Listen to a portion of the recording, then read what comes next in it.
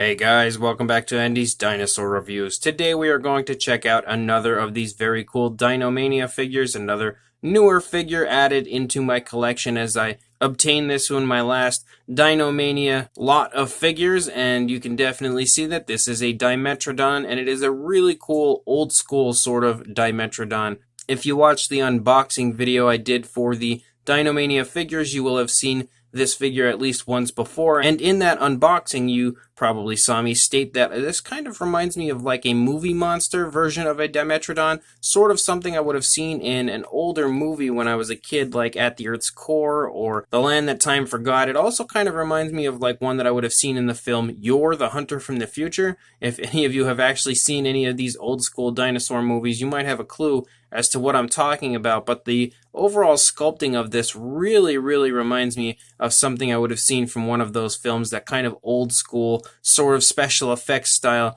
Dimetrodon, and I really like it, I think, a lot due to that look. It just really has that very cool old school movie monster type of a look, and it's definitely one of the things that drew me to the figure initially. But of course, just being a Dimetrodon is pretty darn awesome because I love Dimetrodon overall for sure. So let's go ahead, get a closer look at this incredibly cool looking Dimetrodon right now. So starting up here at the head sculpt, you can see the head sculpt looks really quite nice. Very nice detailing throughout the figure overall. You have the nostrils sculpted out up here. You have some really nice skin texture all over, as well as kind of areas where you can just generally see sort of like the bone structure of the head of the Dimetrodon. You can see some nice skin texture and nice detailing here on the lower jaw. The teeth are definitely a little bit sloppy as far as the paintwork goes, but I don't think they're too bad. You can see, unfortunately, the insides of the teeth, though, didn't get painted on mine, and I don't know why. Even on the upper jaw, it's the same way.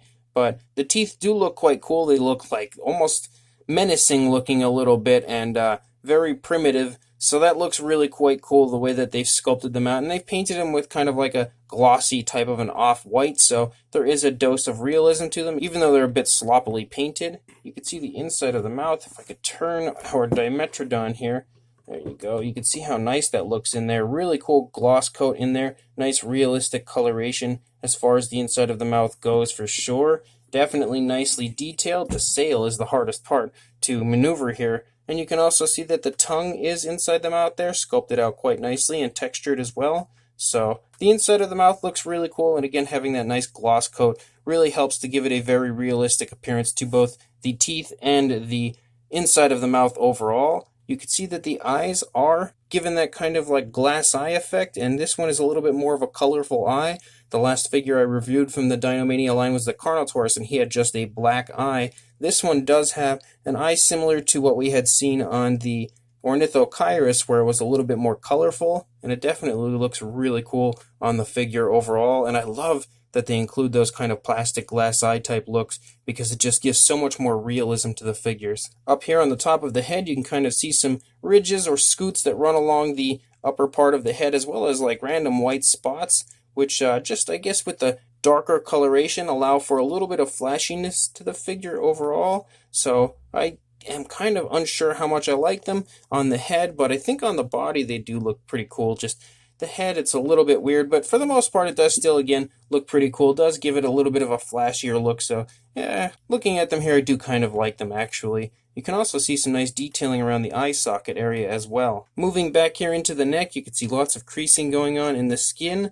Really large creasing all over the place, even down here into the underside. You have a little bit of hanging skin in the throat area as we move down, so there is quite a bit of movement kind of shown there in the skin texture.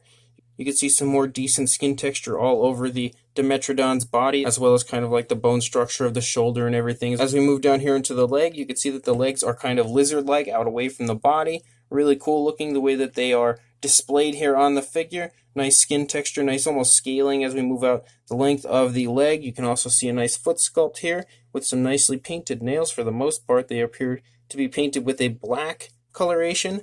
As we continue to move down the body, you can now pick up on those kind of white sort of osteoderms or scoots, which is actually the same thing that we saw up on the head, but they're like a scoot-like appearance that shows up here and there on the body. Some osteoderms in there are like painted with almost a glossy type of a white coloration, sort of similar actually to the color that we saw in the teeth, but a little bit brighter. You can also see some nice detailing here in the stomach region of the Dimetrodon, nice skin folding and everything going on here in the lower part of the Dimetrodon, really quite nicely done as far as that skin texture goes and the skin folding goes. We have the rear leg, which also comes out away from the body, very lizard-like fashion. And you can again kind of get a sense of the bone structure a little bit there of the leg. You can also see the foot sculpt looks really cool, again with the nicely painted nails with a blackish coloration. And then coming up here into the body, once again you can see some more decent skin texture as we move out the length of the Dimetrodon and we start to head out into the tail. Those sort of osteoderms end right here, and then we just have a regular little tail out here that runs out the length of the body, and it looks pretty nice. Again, you actually have like a bluish coloration mixed in throughout, like a bluish gray, and then you have like a dark black for the most part of the body, or like a really dark gray. But then coming up into the actual sail, you could see a really nice light bluish gray right here for the lower part, and then it transitions to a black, and then actually transitions, if we kind of take a wide shot here, to like a reddish coloration, almost like actually a purple there, that runs up along the edge, the rim of the sail of the Dimetrodon, which looks really cool. It gives it some flashiness, but I feel like it's really cool the way they've done this with kind of like darker tones throughout the overall area of the sail, except for right here with a nice lighter bluish gray, and I think it all really fits the scheme of the Dimetrodon quite nicely and was definitely a beautiful addition as far as that paintwork goes. And you can actually see once we get up close that the detailing of the sail itself looks really nice as well. And of course everything on the Dimetrodon is brought out beautifully with a dark wash like you always get on a Dinomania figure. The entire underside of the Dimetrodon looks really cool as well. You can see lots of really nice skin texture and really nice skin folding going on. Beautiful detailing here on the underside of the Dimetrodon, really nicely done overall. And then as we look at the opposing side, again, there's not really probably going to be too much difference on this figure with the articulated legs and everything. It's kind of in a bit of a neutral position for the most part. I think the only real difference would be the legs. You can see the legs are kind of facing different directions, as this foot's more forward, that foot is sort of almost backwards. So the front legs are a bit different as far as the positioning goes, but the overall sculpting of the body appears to be pretty much the same, or very similar at least. But there's also nice detailing and nice paintwork on this side as well. And the rear legs appear to be almost the same, if not the same right there. You can see kind of how they look. They look like they're pretty much the same positioning, and then we run out the length of the tail over here. Again, looks really cool. Definitely a really nice appearance on both sides, but a very cool, beautiful looking, old school movie monster style Dimetrodon. As far as a size goes, if we go all the way out to the end of that tail there, and then we take to the front of the head, you are looking at about 25 inches or 64 centimeters in length for the Dimetrodon. And if we go for a height to the top of the sail, if we get the sail to kind of stand up to where we can measure it, you're looking at about 11.5 inches or about 29.5 centimeters, somewhere in that range. That was a little bit tough to actually measure. And of course, as far as articulation goes, all four legs can move on both sides here. You've got the two legs on this side, the two legs on the opposing side. They move quite nicely, they articulate well, and of course, being a soft, squishy feel, you can move pretty much any part of the body. It all moves quite nicely, as does the sail. So definitely cool to have some articulation with the figure. But as far as the size comparison goes, there is Mr. Papo T-Rex, the Attack Pack Colovosaurus, and Robert Muldoon from the Mattel Jurassic World toy line.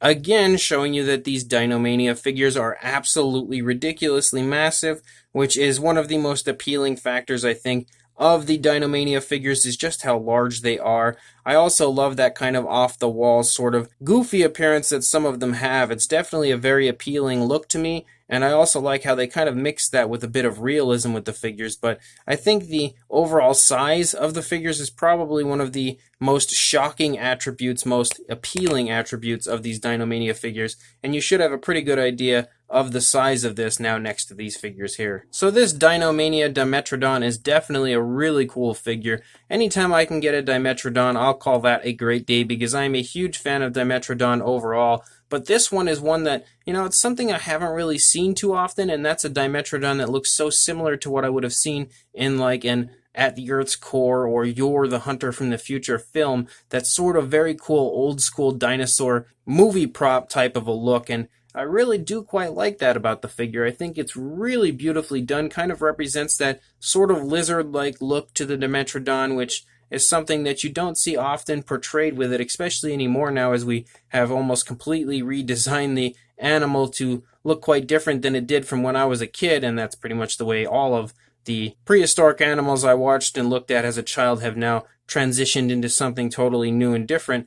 But I really feel like this, again, similar to the Carnotaurus, has that really cool old school vibe to it, that vintage type of a look, and at the same time it's really nicely detailed and really cool as far as the paint scheme goes. You don't often see a Dimetrodon get this kind of dark paint scheme like this, as they're usually portrayed with a little bit more of a colorful look, and I think the dark paint is another thing that I really think looks very old school, very vintage on the figure, as most prehistoric animals like this back when I was younger kind of were portrayed as darker and sort of very non-colorful animals, very evil primordial creatures, and that's pretty much what I see as far as the overall appealing factor of this Dimetrodon, is the fact that it looks so old school, so vintage, and so sort of old school movie-like, and I really do love that aspect of the figure. Again, the sculpt is pretty darn nice as far as all the detailing goes, and it's all brought out beautifully with a dark wash to show you how nice that sculpt is on the figure overall,